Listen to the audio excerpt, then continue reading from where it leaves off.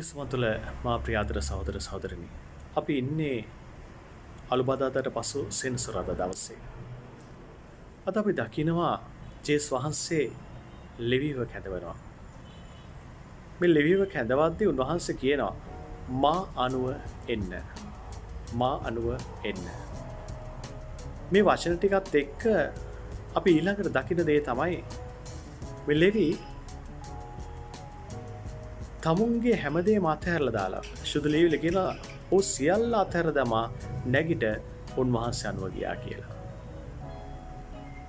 දැන් මේ කාරණාව ඉතාමත් ලස්සන දෙයක්. ජේස් වහන්සේ අපිවත් කැඳවනවා. දැන් මේ ලෙවි කියන්නේ එදා සමාජයේ කොන් කරපු පෞකාරයෙක් කියලා හන්වඩු ගහපු මිනිසෙක්. ඒත් ජේසු කැඳවනවා.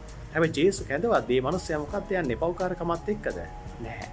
සියල්ල අතහැර දමා සියල්ල හැර දමා ඒ පෞකාරකමත් හැර දාලා යන්නේ.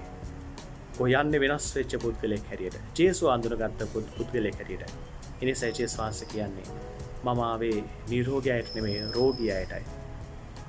මනස්ථාපනය වෙන රෝගියයට.